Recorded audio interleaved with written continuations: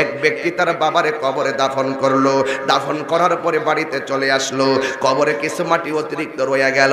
এক ভাই আরেকবারে জিগাই, বাইরে বাবা তো মারা গেছে, বাবার কবর তো দিয়ে দিলাম, কিন্তু বাবার কবরে মাটি দেওয়ার পরে কিছু মাটি অতিরিক্ত রয়ে গেছে, চলস না বাবার কবরের মাটিটারে স্মৃতি হিসাবে রাইখা দেয়।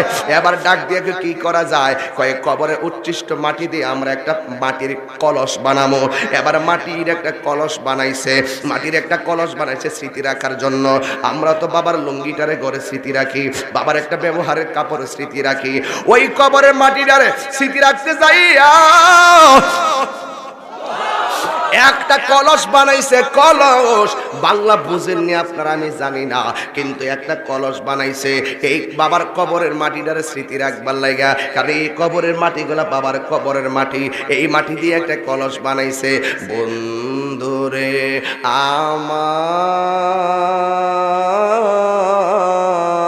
আমার, ও ব্রাহ্মণ পাড়ার বন্ধুরা, সবার চেহারাটা মলিন কেন হইয়া গেল? বাবার কথা বুঝি মনে হয়েছে, মায়ের কথা বুঝি মনে হয়েছে, নিজের জীবন নিয়ে বুঝি ভাবতেছেন। নিঃশ্বাসের যে বিশ্বাস নাই এখন কি বুঝা ফেলাইছেন। কেউ বাবার আগে মারা যায়, কেউ বাবার পরে মারা যায়, কেউ ভূমিষ্ঠ হইয়াই মারা যায়। হায়াতের মালিক কেহ না, হায়াতের মালিক আমার আল্লাহ। এই দুই ভাইয়ে একটা কলস বানাইলো। ওই কলস বানাইয়া ঘরের ভিতরে রাতের বেলা পানি দিল। সকালবেলা উঠটা দেখে পানিটাই একদম আগুনের চাইতে আরো গরম হয়ে গেছে। ছোট ভাইটা ডাক দিয়ে কে, বড় ভাই পানি রাখলাম রাইতে, দিনই দেখলাম পানিটা গরম হয়ে গেছে, কারণটা কি? কয় মনে হয় সূর্যের তাপে গরম হয়ে গেছে।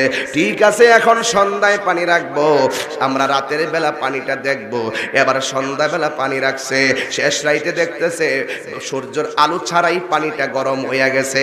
দুই ভাইয়ে ভাবতেছে কি ব্যাপার, মাটির পাতিল ঘরের ভিতরে, মাটির কলস ঘরের ভিতরে, পানি দিলে গরম হওয়ার কথা না? গরমের তো একটা প্রকার আছে, এমন গরম তো হওয়ার কথা না। এখন কি করা যায়? দুই ভাই চিন্তার মধ্যে পড়ে গেল। এবার এক ভাই আরেকবারে ডাক দিয়া, ভাই রে, এই কলসের পানি ঠান্ডা না হইয়া কেন গরম হইয়া যায়, এটা আল্লাহর বন্ধু ছাড়া কেউ বলতে পারবে না। আরো বড় করে বলেন না সুবহানাল্লাহ। একবার আরেকবার জিজ্ঞাসা করে, ভাই পানি রাখছে ঠান্ডা হওয়ার জন্য, দিনও পানি গরম হইয়া যায়, রাতেও পানি গরম হইয়া যায়, তার কারণ কেউ জানে না। কয় আল্লাহর বন্ধুর কাছে চলে গেছে, যাইয়া ডাক দিকে, আল্লাহর বন্ধু গো, আমার বাবার অতিরিক্ত মাটি দিয়ে আমি কলস বানাইলাম, কলসের মাটি গুলা গরম হইয়া যায়, তার কারণটা কি? জবানটা খুইলা কন, আল্লাহর বন্ধুরা জানার ক্ষমতা আছে না নাই? আরো মায়ার সরে কও আছে না নাই? আল্লাহর বন্ধু ডাক দিকে, যুবক তোর বাবার অবস্থা কবরে বেশি বালা না, তোর বাবার অবস্থা বেশি বালা না। কবরের মাটির প্রতিফলন তোর কলসের মধ্যে আসর করছে, এই জন্য তোদেরকে অ্যালার্ট করে দিছে আমার আল্লাহ। ওই কবরটা বেশি বালা জায়গা না, এই কবরটা কাহারও জন্য জাহান্নামের গর্ত। জোরে জোরে কি আল্লাহু আকবার বলা যাবে না? এই জন্য যুবক আমার, এই কবরে যে আগুন জ্বলতেছে, কয়টা কবরে আমি জানি না, কয়টা কবরে আরামে ঘুমাইতেছে এটাও আমি জানি না। আজকে ব্রাহ্মণ পাড়ার মানুষগুলো বাড়িতে যাওয়ার জন্য পাগল হয়ে গেছেন। আপনার যদি কান থাকতো, আমার যদি কান থাকতো, তাইলে আমরা শুনতে পারতাম। এই কবরে শুইয়া শুইয়া আপনার আব্বা ডাক দিয়া বলতেছে, পুত্রে আমার লাগে একটু দোয়া কর। আমার যদি কান থাকতো আমি শুনতাম। এই কবরে শুয়ে কার স্ত্রী ডাক দিতেছে, স্বামী গো আপনি মাহফিলে আইছেন, আমার লাগে একটু দোয়া করেন। ও আমার বাবা, ও আমার যুবক, ওই কবরের মানুষগুলা চিৎকার যদি ব্রাহ্মণ পাড়া মানুষগুলা শুনতো, একটা লোক ব্যবসা করতো না, একটা লোক হাসাহাসি করতো না, একটা লোক দুনিয়াদারি করতো না।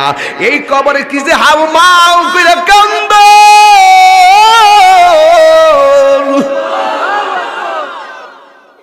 এত ভয়ঙ্কর কান্নার আওয়াজ আমরা শুনি না, কিন্তু গরু ছাগল শুনে। এই জন্য গরু ছাগল দেখবেন হঠাৎ করে গরুস্থানে রশি ছিঁড়া দৌড় মারে। এরা ওই গরুস্থানের চিৎকার আওয়াজ, ভয়ঙ্কর আওয়াজগুলা শুনে নবীরে ডাক দিয়ে, নবী গো, ও মায়ার নবী, এই কবরের আওয়াজ পশু পাখি শুনতে পারলো, মানুষ কেন শুনতে পারে না? আমার নবী ডাক দিয়া কই, উম্মত, মানুষ যদি কবরের কান্নার আওয়াজ শুনতো তাইলে তাদের কানের পর্দা ফাইটা রক্ত ঘরণ হয়ে লোকগুলা মারা যাইত, পৃথিবী কিয়ামত হইয়া যাইত। কথা বলেন ঠিক কিনা? এই জন্য কবর বড় ডেঞ্জারাস। এক ব্যক্তির বাবাকে কবরে দাফন করবে, এই কবরস্থানের ভিতরে অনেক দাফন লাশ কাজ। আজকে দেখবেন কিছু কিছু মানুষ আছে শখ করে কবর করতে আসে। এই কবর কুড়ার মধ্যে বড় বরকত আছে, আমরা বরকত নিতে জানি না। এই কবর কুড়ার মধ্যে অনেক বরকত। এই জন্য যুবক ভাইয়েরা আমার, আগের যুগের মুরব্বীরা দেখবেন শরীরটা লড়ে না, দৌড়াইয়া যায় গোসলটা করাইবার লাগা।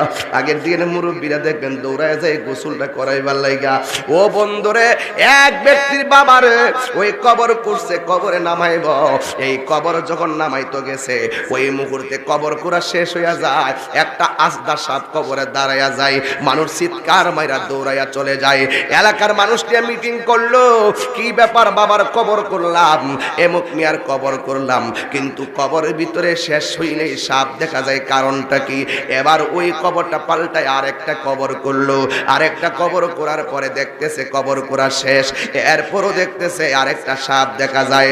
এরপরে সবাই চিন্তায় পড়ে গেল, হাই রে, আমরা দেখছি লোকটা 5 ওয়াক্ত নামাজ পড়তো, আমরা দেখছি লোকটা জীবনে কোনোদিন উঁচু গলায় কথা বলে নাই, কিন্তু এই লোকটা মারা যাওয়ার পরে কবর করার পরে কেন কবরের মধ্যে সাপ এসে যায়?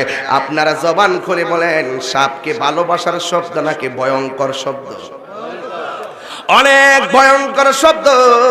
এই সাপ বিষধর সাপ, এই সাপগুলা কবরে চলে আসে। আল্লাহু আকবার বলবেন না? এই সাপগুলা কবরে চলে আসে। এবার ওই কবরে 2টা কবর করলো, তৃতীয় কবরটা করা হলো, একদম সুন্দর করে শেষ। যেই মাত্র শেষ হইয়া গেল, আবার কবরের ভিতর দিকে একটা সাপ বের হয়ে গেল।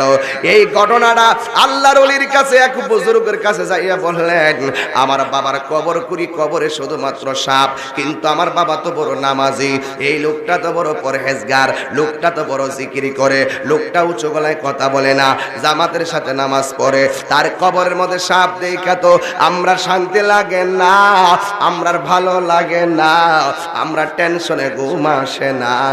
এই কবরের সাপটা তো কেউ নামায়ও দেয় না, কবরে ছিদ্র নাই যে ছিদ্র দিয়া মাটির নিচ থেকে সাপটা বের হইছে, অটোমেটিকলি সাপটা ফনা তুইলা দাঁড়ায়া যায়। ওই বুজুর্গ ব্যক্তি ডাক দিয়ে কবর করনে ওয়ালারা, একটা কাজ করো, 3টা কবর করলা, 3টা কবরে সাপ দেখলা, এখন একটা কাজ করো, ওই কবর এখন আলাদা একটা কবর করো, সাপ থাকলে হোক কবরে সাপ সহকারে তারে দাফন করবা, না থাকলেও দাফন করবা। জোরে জোরে কি আল্লাহু আকবার বলা যাবে না? ওই বুজুর্গের কথা মোতাবেক সুন্দর করে কবর করলো। ও যুবক, আল্লাহ যে বলছে, ইন্না বাতাশা রাব্বিকা লাশাদীদ।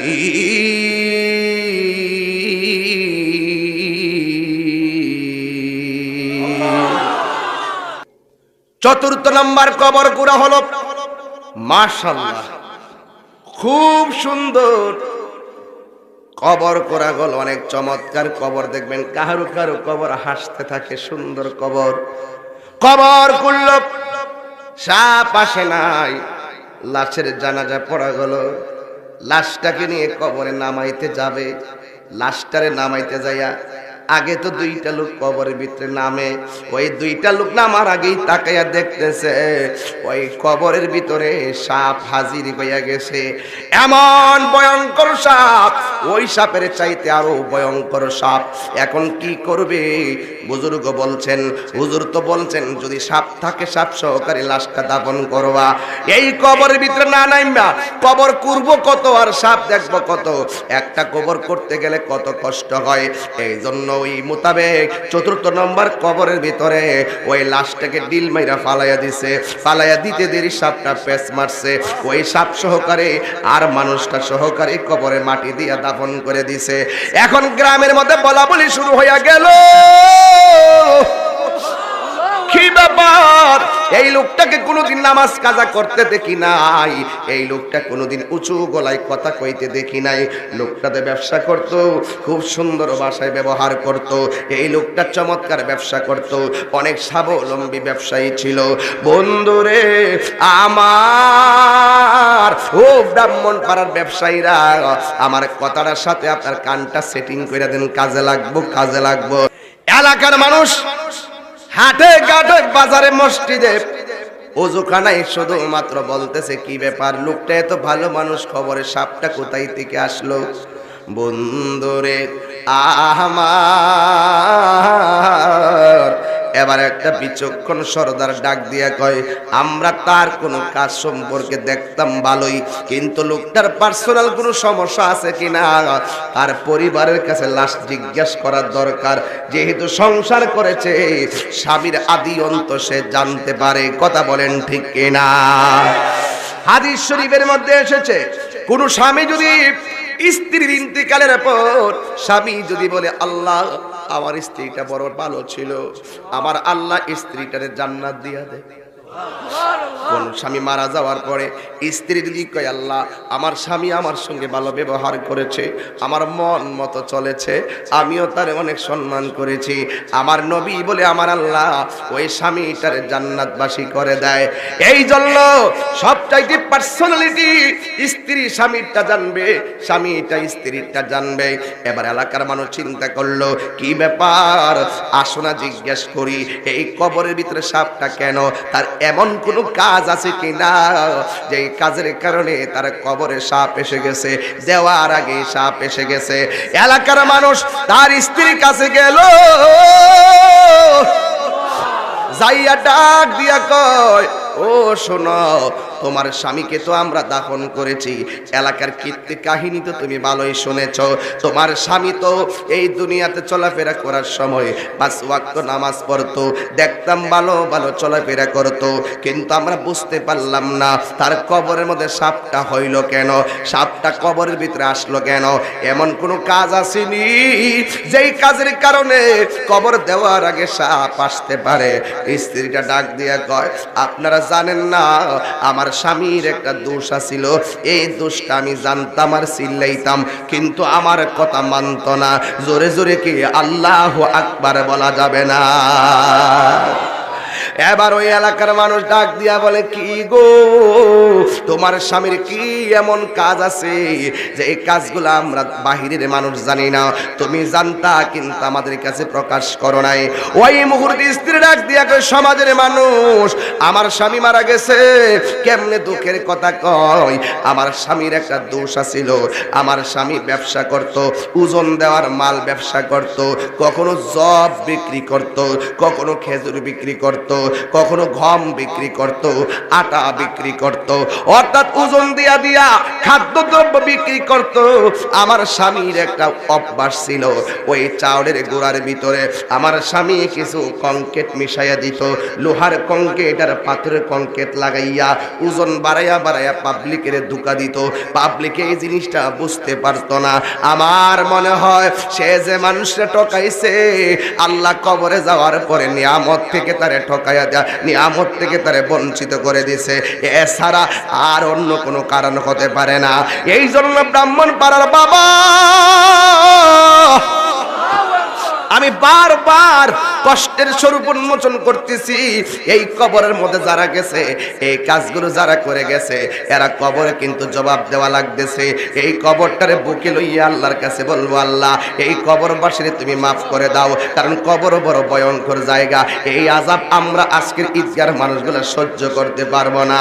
আল্লাহ অনেক গুনাহ কইরা বালাইছি, আর গুনাহ করব না, অনেক অন্যায় করেছি, মরে গেলে তওবার সুযোগ নাই, এই জন্য মরার আগে তোমার কাছে তওবা করি। এই আমার ব্রাহ্মণ পাড়ার বাবা, আমার নবী আপনার নবী বলেছেন এই কবরটা কাহারও জন্য জাহান্নামের গর্ত। এই কথাগুলো আপনাদের সামনে বারবার আমি তুলে ধরছি। এই জন্য যুবক, আমার নবী আপনার নবী বলেন এই কবরের মধ্যে কেউ যদি বেনামাজি হইয়া যায়, আমি অনেক সময় দেখি রে বাবা, নামাজের টাইমে অনেকে দোকানে আড্ডা দেয়, নামাজের টাইমে অনেকে ক্যারাম বোর্ড গুটি খেলে, নামাজের টাইমে কেউ রিকশায় আড্ডা মারে, অথচ আমার নবী আপনার নবী বলেছেন কেউ যদি নামাজের টাইমে মসজিদে না যাইয়া ঘরে বসে আড্ডা দেয়, আমি নবীর মনে চাই ওই ঘরটারে আগুন দিয়া জ্বালাইয়া দেয়। তাইলে আপনার ওই নামাজের দরকার আছে না নাই?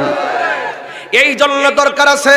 আমার নবী বলে এই কবরের ভিতরে বেনামাজি হইয়া গেলে আল্লাহ তিনটা শাস্তি অবধারিত রেখে দিয়েছে। এক নম্বর শাস্তি হলো কবরের ডান পাশের মাটিগুলো এক প্রান্তে চলে যাবে, বাম পাশের মাটি এগুলো এক প্রান্তে চলে যাবে। ও আমার যুবক বাইরারি, ও ব্রাহ্মণ পাড়ার বাবা, ও কেন্দ্রে ঈদগার বন্ধুরা, ব্রাহ্মণ পাড়ার শহরের শহরতলিতে মাহফিলটা আমি পড়তে বসলাম, এও আবার গোরস্থানটারে বুকে লইয়া। এই জন্য আজকে আমার মুখে কোনো হাসি আসে না। আমার কবরটা আমার চোখের সামনে, এই কবরে না জানে কোন দিন আমার ডাক দেয়। এই মানুষগুলার ভিতর দিকে আপনারা তাকায় দেখেন, একটা মানুষের মুখের মধ্যে হাসি নাই, একবারে পাগলের মতন মনটা খারাপ করে বইয়া রয়েছে।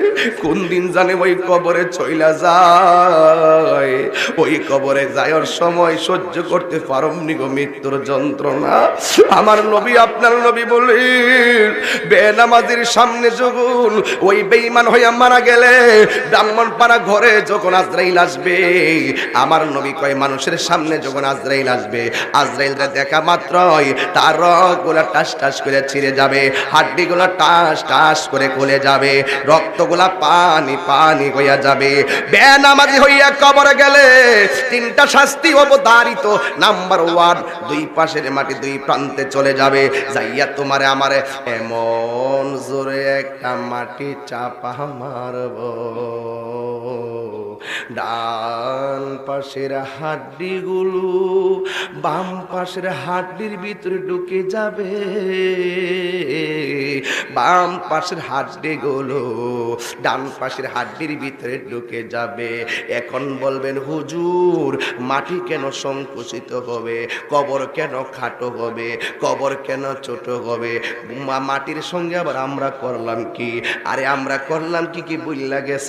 এই মাটির আদম সন্তান মাটি, আদম মাটির আদম, ওই আদমের সন্তান মাটির উপরে চল্লা চল্লা আল্লাহর সঙ্গে নাফরমানি করছে, মাটি প্রতিশোধ নেয় নাই।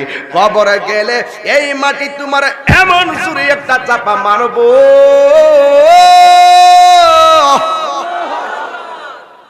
হাড্ডিগুলারে গুড়া বানাইব, মাটির সঙ্গে মিশাইয়া ফালাইব। তখন আমি আল্লাহরে বলবো আল্লাহ একবারে মাইরা ফালাও, আমরার কষ্ট সহ্য হয় না, একবারে তুমি আমরা একবারে শেষ করে ফালাও। আল্লাহ কয় বান্দারে আমি আল্লাহ প্রথম তোরে দুনিয়ায় জীবন দিছি আমি আল্লাহর ক্ষমতা বুঝাইবার জন্য, আর আমি আল্লাহ তোরে জীবন দেওয়ার পরে মরণ দিছি আমি তোরে ক্ষমতা দেখাইবার জন্য। এই মরণ দেওয়ার পরে আবার আমি জীবন দিব আমি আল্লাহর হিসাব নিকাশ করে চোখে দেখাইবার জন্য। এই জন্য যুবক বেনামাজি হইয়া কবরে গেলে মাটি চাপা মারবে। আমার নবী বলে বেনামাজির চাপা খাইয়া আল্লাহ গো ও আল্লাহ আল্লাহ আল্লাহ গো আল্লাহ গো আল্লাহ গো, ওই দিন কেউ তোমার কান্নার আওয়াজ শুনবে না। এই মুহূর্তে আমি ব্রাহ্মণ পাড়া বিপদে পড়লে যদি বলি বাঁচাও বাঁচাও, কত মানুষ আমার সেভ করবার লাগে দৌড়াইব, অথচ একটা কবরের পাশে আরেকটা কবরে এক হাত দূরত্ব। স্বামী এই কবরে, স্ত্রী এই কবরে, কে সুখে কিনা দুঃখে আছে পাশের ঘরের কবরটারও কবরে কেউ নিতে পারবে না, বাড়ির মানুষ তো জানবে না। আমার নবী কয় বেনামাজি যখন কবরে মাটি চাপা মারবো, বেনামাজি যখন আল্লাহ গো কইয়া ডাকটা মারবো, এই ডাকের আওয়াজটা এত ভয়ঙ্কর হবে, এত আওয়াজ হবে, এই আওয়াজটা যদি কাহারও কানের মধ্যে লাগতো ওই মানুষের পর্দাটা ফাইটা যাইতো, এমন জোরে সে আল্লাহ গো কইয়া ডাকটা মারবো, এমন ভাবে ডাকটা মারবো। আরে বাবা মসজিদের ওই পালকি খানা আসবে সবার কাছে সবার জানা, মসজিদের ওই পালকি খানা আসবে সবার কাছে সবার জানা, বড়ই পাতার গরম জলে, বড়ই পাতার গরম জলে শেষ গোসল দিবে সব জনা, গোসল শেষে সাদা কাফনে চির বিদায় দিবে সব জনা। বলো মৃত্যুর যন্ত্রণা এত কঠিন সইতে আমি পারিব না, বলো মৃত্যুর যন্ত্রণা এত কঠিন সইতে আমি পারি। এই আধার কবরে আলো জেলে সাপ বিচ্ছ সব দূরে টেলে, আধার কবরে আলো জেলে সাপ বিচ্ছ সব দূরে টেলে, বেহেশত হতে আমার লাগি করে দিও ফুলের বিছানা, মৃত্যুর যন্ত্রণা এত কঠিন সইতে আমি পারিব না, বলো কবরের আযাব এত কঠিন সইতে আমি পারিব না। দুইটা কারণে কবরে বেশি আযাব হবে। কয়টা কারণ বলছি ভাই? একটা হলো চুগলখোর, একটা কি চুগলখোর ব্রাহ্মণ পাড়া নাই, সামনে আইলে জি ভালো আছেননি, ভালো আছেননি, কেমন আছেন, আবার আপনার অবসর গেলে তাইরি আইসিন, বেশি সুবিধা করতেছে না। আমি কি তো সুবিধা করতে গেছি? আমরা সবার সুবিধা করতে আইছি, দুনিয়ার সুবিধা কথা করতেছি না, আখিরাতের। তো হ্যাঁ তো দুনিয়ার পাগল, এর লাগে কিছু সুবিধা করতেছে না, এত নগদ চা দোকানে বই বই ফুটুর ফুটুর করে, হিংসা বিদ্বেষ আছে না না? সমাজের সবচাইতে ভয়ঙ্কর হলো চুগলখোর আর মুনাফিক। আমি ওই গতকাল শীতলাই কইছি, চুগলখোরের সিস্টেম রইল, তার কাছে আয়া কইব কি গো ব্রাহ্মণ ফাড়ার মেয়েটা কেমন, আমার ফুতুরে দিয়ে বিয়া করে নিতাম। না না না, মেয়েটা খুব ভালো, 5 ওয়াক্ত নামাজ পড়ে, রোজা রাখে, এরপরে কোরআন তেলাওয়াত করে, পর্দাশীল ভাবে চলে, সারাদিন মানে কোন সময় সে উঁচু গলায় কথা বলে না, একবারে 99 ভাগ এমন সাপোর্ট দিয়েছে, 5 ওয়াক্ত নামাজ পড়ে, রোজা রাখে, মা বাপের কথা শুনে, উঁচু গলায় কথা কয় না, পর্দা করে চলে। বিয়া ডেকে আটকাইতে পারবো? এমন রিপোর্ট দিলে বিয়ে আটকাইতে পারবো? একদম চুগলখোর একটা সিদ্ধান্ত দিয়া দিল। লাস্টে সারাদিন দেখছি ফোনে জানে কার লোকে কথা ক,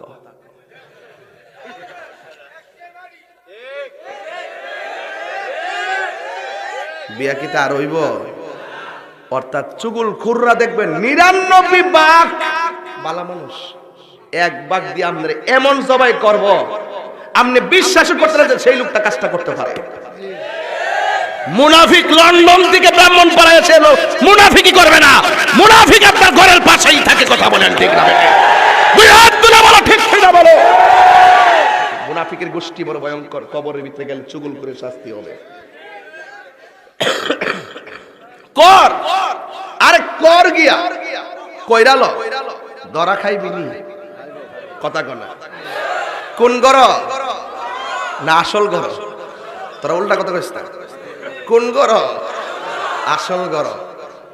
আর 2 নম্বর হইল যেটা মুইতে হারিল না, হাসতে হাসতে এই গুনাহটা করেনি। মনে করছে না আমার জন পড়ি না, কুরআন শরীফ যখন ধরি না, বস্ত্র ফানিলে কিতা করুম, শীত লাগে। এর লাগে কবরে যাও। রাসূল বলে ইস্তানজিহু আনিল বাউলি ফা ইন্নাহু আম্মাতু আযাবিল কবর। কবরের ভিতরে ম্যাক্সিমাম আযাব হবে প্রস্রাব করে পবিত্রতা অর্জন না করার কারণে।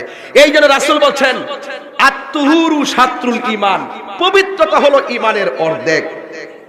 কি মনে করছেন ঈমান 100 ভাগ, 50 ভাগ হইলে পবিত্রতা। সুবহানাল্লাহ কথা কে লেখা? কবরে মন্ত্রী যাইবনি? আমরা কবর আমরা সাথে মন্ত্রী যাইব? যার যার কবরে একা, কিন্তু কবরে আমার নবী থাকবে। আমার নবীর কি ছবি দেখাইব? কি দেখাইব? সরাসরি সরাসরি সরাসরি আমার নবী হইল হাজির ও নাজির। কথা বলেন ঠিক না বেঠে? এক বেক কইলা মৌলবী আমার লগে এসে তর্ক লাগলো। আচ্ছা আমার লগে বন বের ফুলা না, হে আমার লগে আইসে লাগলো বেহুবটা। আমি সুজা হই, আমি আসলে সুজা, কিন্তু হকের প্রশ্নে আমি মারাত্মক বেহা, অনেক কঠিন। এমনি সুজা এ আমারে কর, আমি কিরে নবীরে সালাম দিলাম, সালাম দিতে গিয়ে বলে সরাসরি ও শর্ত, সরাসরি না হইলে সালাম দন যাইতো না। নবী কিতা মাহফিলও আছে, আপনি যে সালাম দিলেন, আমি কই আছে, আমি কই আছে। হ্যাঁ ক থাকলে দেখাইন চান্দি, হের কিতা দলিল দিলে কামিব, হেরে দিত দলিলের উপরটা। তখন আমি তারে কইলাম দুইজন ফেরেশতা কান্দের মধ্যে আছে, নেকি বদি লেখে। কই আছে? কো কান্দে আছে। কোথায় আছে? নাম কি? কিরামান। আমি কই আসেনি? কো আছে। লেখেনি? লেখে। ওজন পাবা জানি? কো না।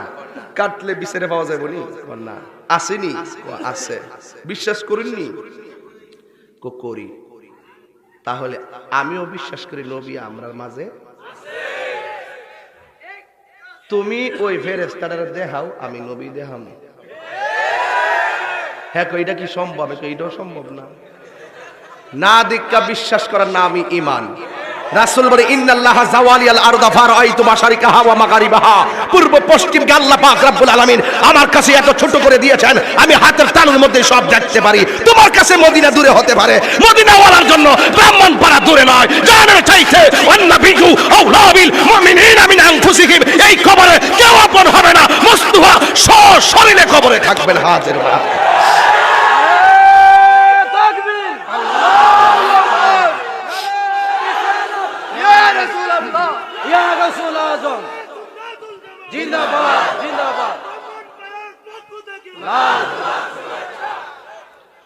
আমার নবী থাকার ক্ষমতা আছে না নাই? বাজার আমার, আমি ডানে বামে যাই নাই, তারপরে সময় দূরটাছে। আখিরি কালাম, শেষ কালাম। তোমরা রাস্তায় ঘুরে ঘুরে আর নেশা করবে কেন? নেশাকারীদের উপরে ফেরেশতাদের অভিশাপ, জমিনের অভিশাপ। কথা বলেন ঠিক না বেটি?